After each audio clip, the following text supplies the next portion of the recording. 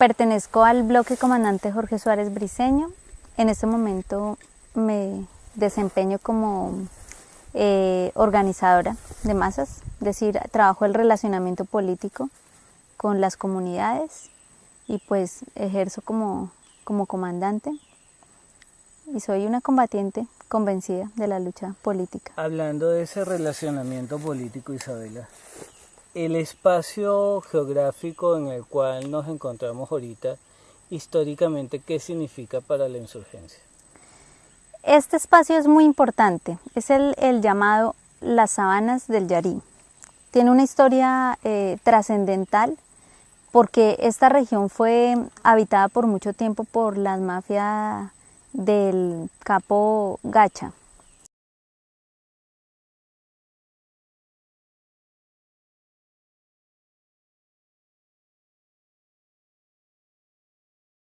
Es decir, él tenía aquí sus escuadrones paramilitares.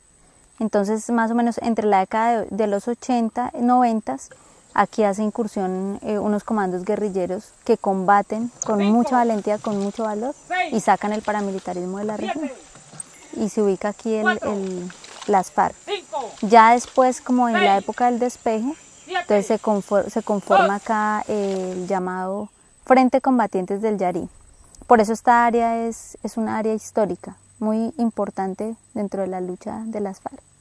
Cuando hablamos de despeje, estamos hablando de uno de los primeros episodios de diálogo buscando paz acá en Colombia. Ese diálogo se rompió. ¿Ese diálogo qué le deja como experiencia a la FARC?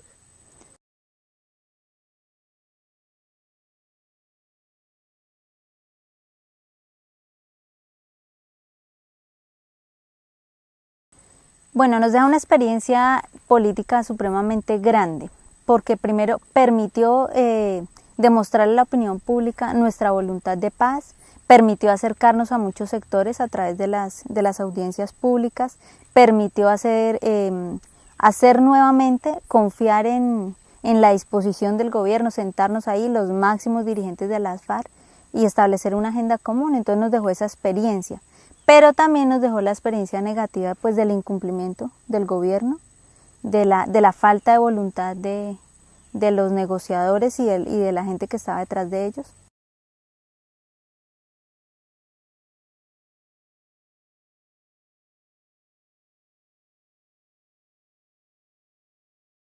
Entonces eso fue básicamente lo que nos dejó. Y pues un acumulado político aquí en la región donde se desarrolló la zona de despeje.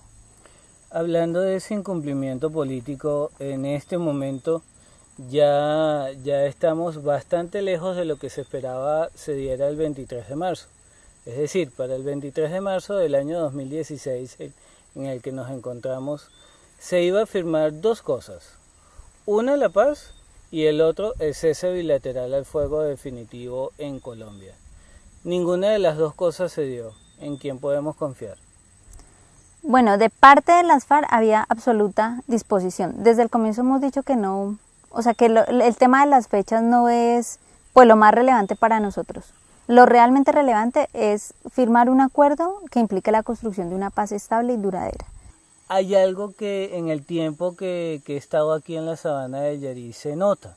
Uno, ausencia del ejército, al menos visiblemente, pero dos, ausencia total del Estado colombiano en sus comunidades. Sin embargo, sí se ve una coordinación de organización comunitaria bastante interesante. Esa coordinación, ¿a quién pertenece? ¿Quién la hace? ¿Quién lo lleva a cabo? Nosotros podemos decir que acá donde el Estado no ha hecho mayor presencia y el régimen ha hecho su entrada aquí a los territorios a través de las fuerzas militares en el desarrollo del Plan Patriota.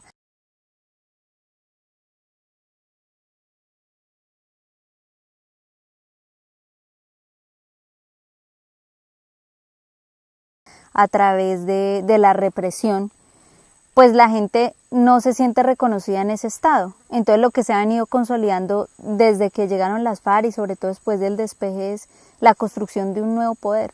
Así lo llamamos nosotros, un nuevo poder, que se edifica básicamente en las orientaciones en las organizaciones sociales, en las orientaciones nuestras, que la gente las acata, no por temor, no por miedo, no porque carguemos el fusil, sino porque nosotros siempre estamos es como desarrollando medidas que permitan la convivencia sana, que permitan la convivencia con el medio ambiente, entre las mismas comunidades, con nosotros. Es decir, muy lejano del concepto de régimen. Es más, es la construcción de un poder popular, si se quiere. Entonces las mismas comunidades se autogestionan, se autorregulan y eso hace pues que la relación con nosotros sea de mucha legitimidad. Sin decir que todos los campesinos que habitan la región sean auxiliadores de la guerrilla, como lo quiere hacer ver el régimen. Sencillamente son campesinos y campesinas que habitan el territorio por el cual nosotros nos movemos. Entonces podemos ver que ya hay ejemplos claros de cómo la FARC actuaría si llegara al poder. Sí, porque nosotros lo que tenemos en proyecto para todas las regiones donde puedan desarrollarse inclusive nuestra propuesta, que es los Terrepaz,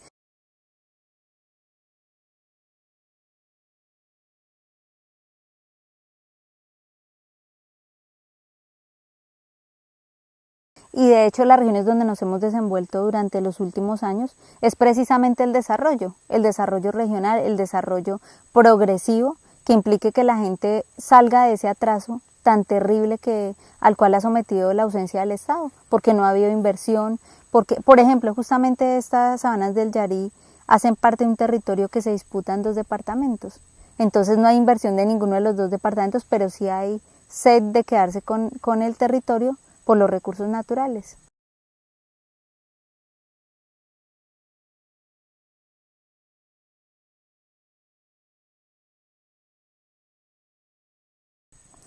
Por el petróleo, básicamente.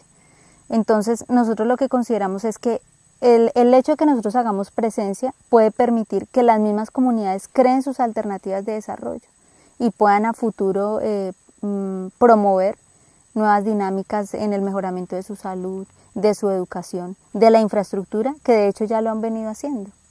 Isabela, cuando estamos buscando la paz, y todo lo que podemos leer en la mayoría de los periódicos, ver en los noticieros de televisión, es que se habla de una paz entre la insurgencia y el gobierno nacional, ¿sí?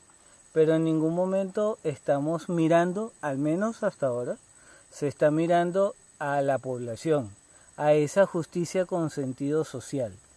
¿Tú crees que si la paz se firma podemos llegar a la justicia social en Colombia? El sentido que nosotros hemos querido darle a estos acuerdos es justamente ese, que se pueda construir una Colombia sobre la base de la justicia social.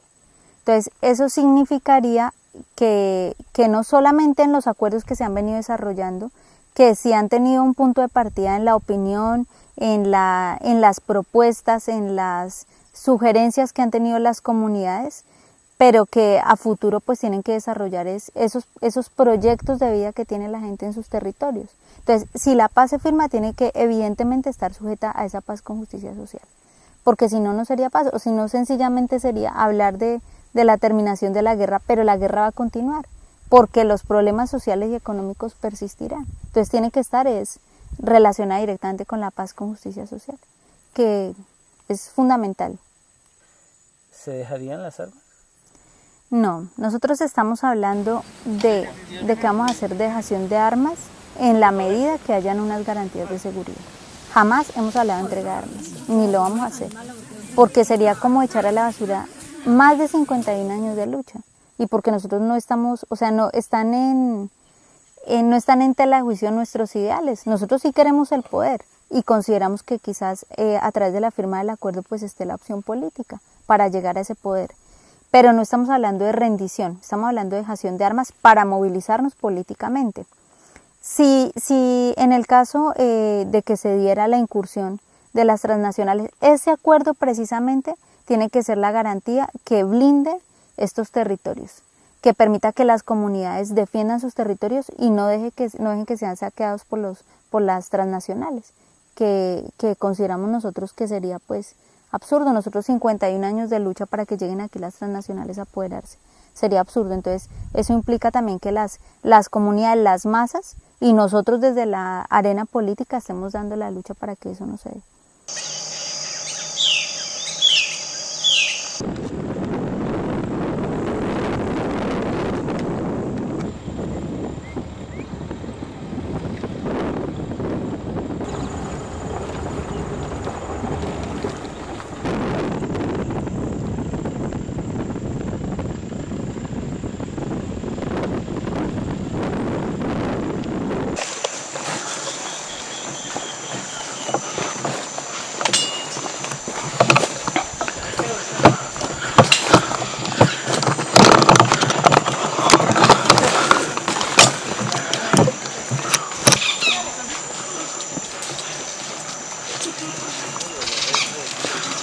Buenos días. Buenos días.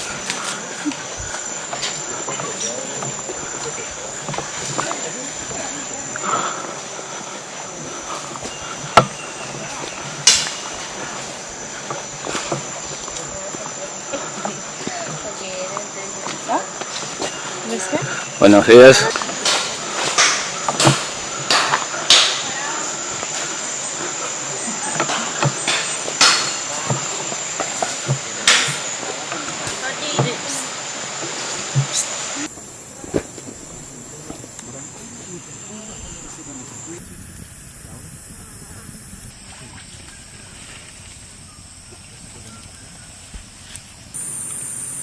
Laura, ¿eres guerrillera de la FARC? Sí, ¿Desde hace cuánto? desde hace unos 15 años. ¿Por qué? Aunque 15 años de ingresar en la guerrilla, aunque antes hice trabajo como miliciana y de partido en la universidad, en la ciudad. ¿Y por qué una estudiante de la universidad se viene a vivir al monte? Pues fundamentalmente porque empecé como a sentir inquietud por la desigualdad social, por las condiciones de vida. Mi familia pues no era una familia tampoco acomodada. Todos los días o cotidianamente se enfrentaba uno a miles de necesidades, ¿sí?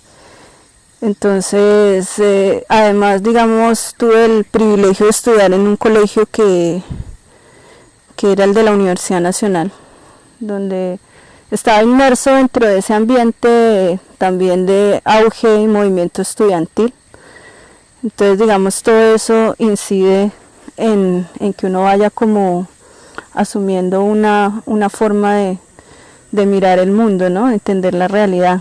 ¿Y cuál es ese punto en tu vida que dice, abandono la ciudad y me voy a la montaña? Bueno, yo alcancé incluso a graduarme de la universidad. Me gradué como ingeniera química.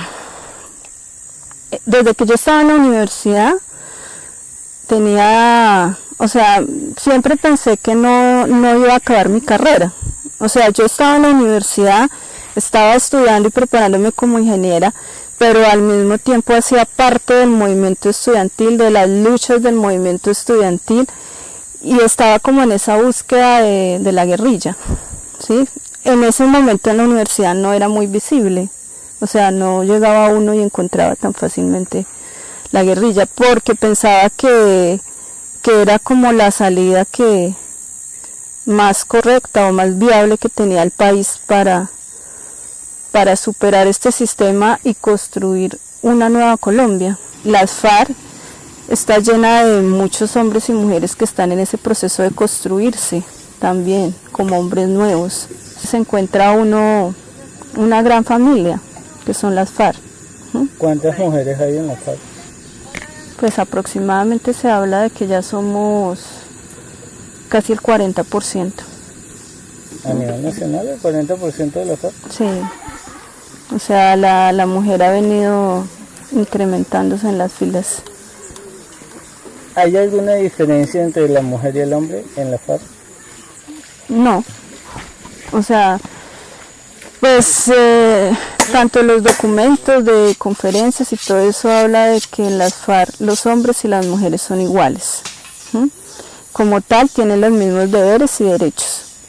No se aplica en la guerrilla como esa cuestión de los roles sociales que se ve como en la sociedad civil, ¿sí?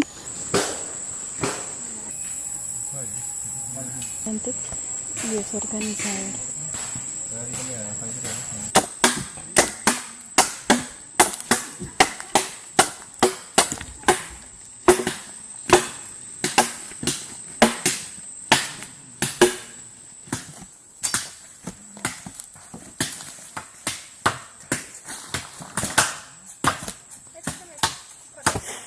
En este sector estamos haciendo unas caletas para el dormitorio, para dormir, la pernoctada. ¿Cuánto tiempo duran en hacer las caletas? Depende de la forma en que se hacen. Así en este tiempo nos gastamos por ahí con una sola. Y entre 2 o 3 unidades nos gastamos por ahí media hora. Porque el uno corta el palo, el otro los acomoda, el otro hace el limpio, los otros entonces sacamos la tierra para echar ahí. Veo que están trabajando por igual hombres y mujeres. ¿No hay problemas de género? No. ¿Por qué? Porque lógicamente aquí en las FARC existen unos deberes y unos derechos para hombres y mujeres. No somos discriminadas las mujeres dentro de las FARC. Entonces, lógicamente, a la capacidad de cada una, igual que los hombres, entonces trabajamos.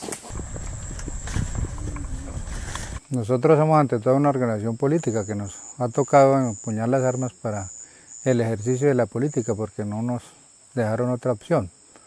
Pero si hay posibilidades de un entendimiento, de que cesen las causas que dieron origen al alzamiento, pues vamos a continuar la actividad política por caminos civilizados, por caminos políticos.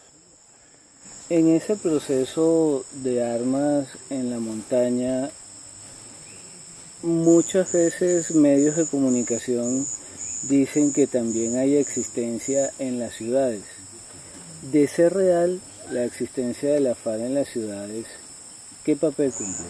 Pues la FARC tiene presencia en la mayoría de las ciudades, en todas las ciudades tenemos presencia, y el papel que cumplen todas las estructuras de la FARC en las ciudades es el desarrollo de nuestros planes, el plan estratégico, es decir, cada unidad le corresponde desarrollar partes de ese plan y cada unidad tiene su plan particular en función del plan general.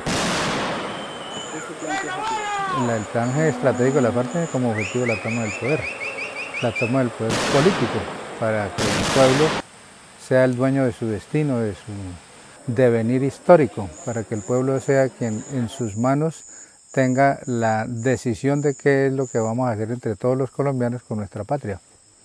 Cuando hablamos la toma del poder político, ¿estamos hablando también de un cambio de sistema político? Estamos hablando de un cambio de régimen político, desde luego, porque el régimen que hay actualmente es un régimen antidemocrático, criminal, corrupto, que ha utilizado la violencia a lo largo de la historia para el ejercicio de la política. Entonces es necesario cambiar ese régimen político. Es decir, el problema fundamental de este país es un grupo de colombianos muy reducido, que son los dueños del poder político y del poder económico. Ellos han acomodado el Estado a su medida para perpetuarse en el poder y obtener los beneficios del ejercicio del poder, beneficios económicos. Es decir, todos los días en Colombia hay un grupo de colombianos muy pequeño que son más ricos y el grupo de pobres más pobres. Y para eso entonces tienen un Estado y un régimen político diseñado para tal fin.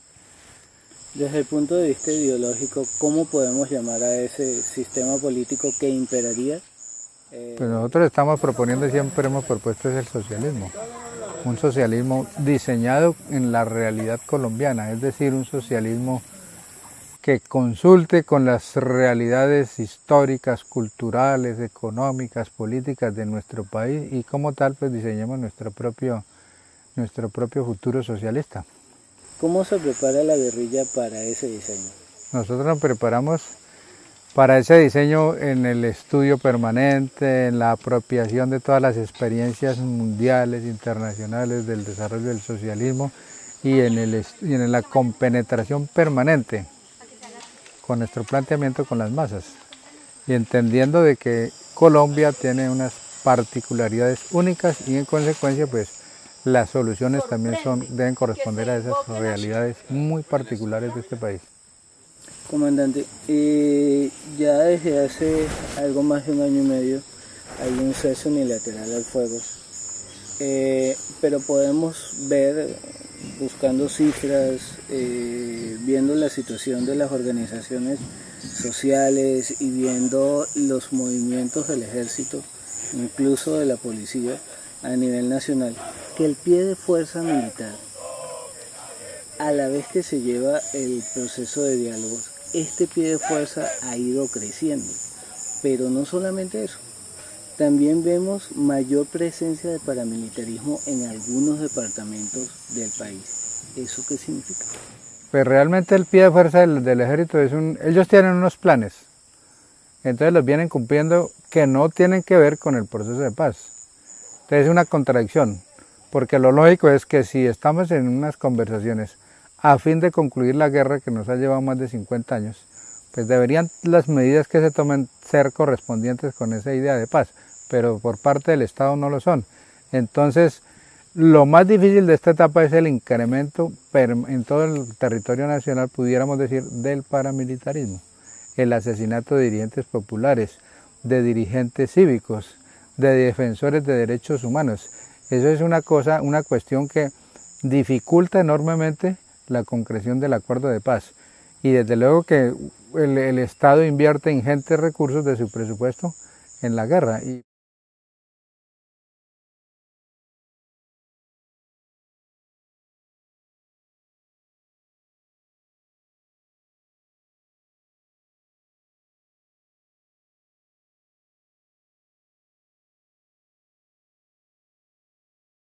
Pues debería, hombre, pues si estamos en la iniciativa de la paz, pues destinar buena parte de los recursos de la guerra a la solución de los grandes problemas sociales que hay en el país.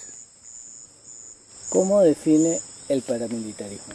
Para el militarismo es una estrategia de la burguesía colombiana, retardataria, reaccionaria, de los latifundistas, de algunos sectores de la industria, de algunos sectores del capital financiero, que han considerado que empleando el paramilitarismo logran acabar las organizaciones populares que luchan por una posición política diferente a la tradicional. Es una estrategia contrainsurgente que tiene como objetivo restarle apoyo social al movimiento insurgente, al movimiento popular en Colombia. Es decir, es una escuela pues patrocinada por los mismos Estados Unidos.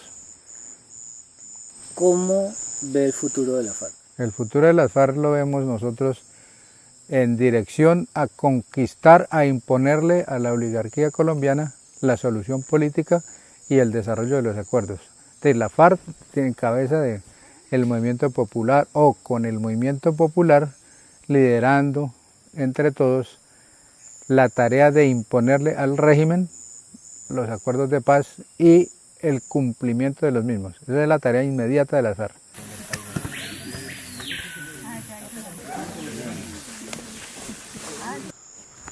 Bueno, en este momento nos encontramos en el departamento del Guaviare. Mi nombre es Mauricio Jaramillo y soy miembro del secretariado. ¿Nos puede explicar cuál es la estructura de la guerrilla? Bueno, nosotros fundamentalmente tenemos una estructura político-militar. En esencia nosotros somos comunistas. Nuestra militancia es comunista. Nosotros tenemos esa estructuración. Nosotros tenemos nuestras células, que a su vez son unidades militares. Son escuadras, guerrillas, compañías, columnas, están los frentes, también están los bloques y bueno, ya el secretariado, el Estado Mayor Central. ¿Y usted forma parte del secretariado? Del secretariado. ¿Y en este momento estamos dónde? ¿En qué frente o en qué bloque? Estamos en el bloque oriental. Okay. Y estamos en el departamento del Guaviare. Perfecto. Usted fue uno de los primeros participantes en el proceso de diálogo último que inició en el 2012. ¿Qué avances hay desde esa primera etapa hasta la etapa en que nos encontramos? Bueno, teniendo en cuenta las posibilidades que se han tratado desde el principio, desde el nacimiento de las FARC, pues lo que hoy llevamos es un gran avance. Nunca en la historia de los acuerdos posibles con el gobierno, nunca habían pasado el primer punto. Ahora ya hay, en las discusiones y en el avance de la mesa, llevamos todos los puntos vistos de lo que está planteado en la agenda. Pues me parece a mí que hemos avanzado bastante.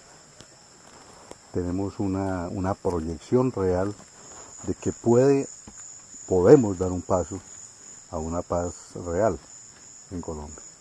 Eso significa que el hecho de no haberse firmado la paz, ni haberse firmado el cese bilateral del fuego, el 23 de marzo del 2016, como se tenía estimado, ¿no causa mella en el proceso actual? No, creo yo que no. De todas maneras uno sí siente de que como que hay un freno, como que hay un obstáculo. Pero creemos que eso de todas maneras son pasos que nosotros sabremos superar. El gobierno creo que también está en la idea de que podamos trascender más y que podamos llegar a unos acuerdos. Estoy convencido de ello.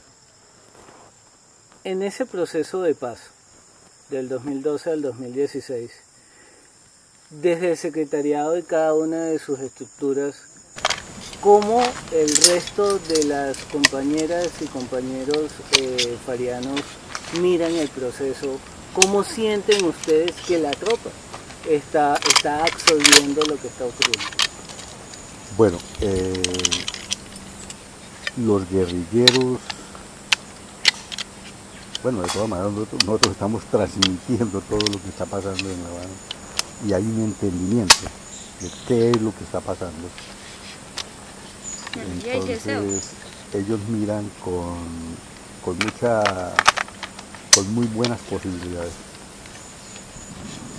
Esto es un aspecto que tenemos que estudiarlo permanentemente en las reuniones de célula.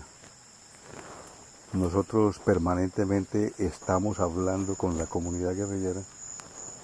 Y de todas maneras hay discusión, hay intercambio y por lo tanto los guerrilleros están enterados en detalle de todo lo que está pasando y ellos también de todas maneras ven la posibilidad de que sí hay una salida. Algunos medios de comunicación en ciertos momentos han dicho que parte de la FARC no está de acuerdo con la paz o con el proceso de diálogo. ¿Es eso cierto? No es cierto porque tal vez ellos no conocen o no quieren dar a conocer lo que realmente somos en la FARC. Nosotros somos una estructura político-militar que realmente estamos a tono de lo que está pasando en el país. No hay nada oculto. Y todos los compañeros manejan en detalle qué es lo que está ocurriendo y cómo es el paso siguiente, cuáles son las discusiones y cómo son las perspectivas. O sea, no hay problema en los compañeros guerrilleros que estén desinformados. En 1964 nace la FARC. Uh-huh. En el 2016 se está llevando un nuevo proceso de paz. Desde el 64 hasta ahorita, ¿cómo analizamos la vida de la FARC? Correcto. Desde el punto de vista político, en el 64 nosotros estábamos dando los mismos pasos que estamos dando ahora. Es otras épocas, ¿no? Uh-huh. Pero es lo mismo. Nosotros estábamos buscando la paz desde el primer momento. En el primer momento nosotros buscamos la posibilidad de hablar con el país. Mandamos cartas a todo el mundo a las universidades, a los intelectuales, y realmente no fuimos escuchados en ningún lado. Y el Estado metió una arremetida de 16.000 hombres. Hablando con nuestro comandante, el camarada Manuel, la perspectiva que él tiene decía, nosotros, para solucionar el problema en la época, eran necesarios 50 millones de pesos de la época. Lo que estaban buscando en esa época era lo mismo que estamos planteando ahora, una salida para los problemas de la población. Y bueno, no quisieron desde ese momento, o sea, desde ese momento estamos planteando de que el gobierno tiene una perspectiva distinta de cómo es la solución de los problemas. Y siempre la conclusión es que hay una salida violenta al tratamiento de todos los problemas. Precisamente ese es el elemento fundamental para nosotros estar levantados en armas. O sea, consideramos que no es la forma correcta y que tenemos que buscar una salida distinta a la violenta. Eso es lo que en este momento también, como a partir de 1964, estamos buscando ahora. Estamos buscando una salida distinta. Hablando de esa salida distinta, una de las peticiones que el gobierno hace es entrega de armas, la posición de ustedes es dejación de armas. Conceptualmente, ¿qué significa cada una de esas cosas? Bueno, yo desde mi punto de vista, entrega de armas es rendición. Dejación de armas es no utilización de las armas en la vida política, en el desarrollo de la política. Y nosotros vamos a hacer eso, no utilización de las armas. Simplemente no las vamos a utilizar porque no es necesario.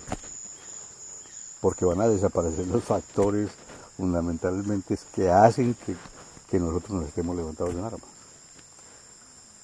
¿La FARC se rinde? No. ¿Por qué?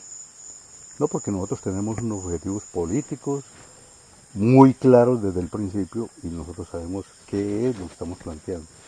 Y nosotros estamos planteando una salida política, una salida social, una salida económica para la población colombiana. ¿Futuro de la FARC? El futuro de la FARC, yo me veo es haciendo política. Un placer. Bueno,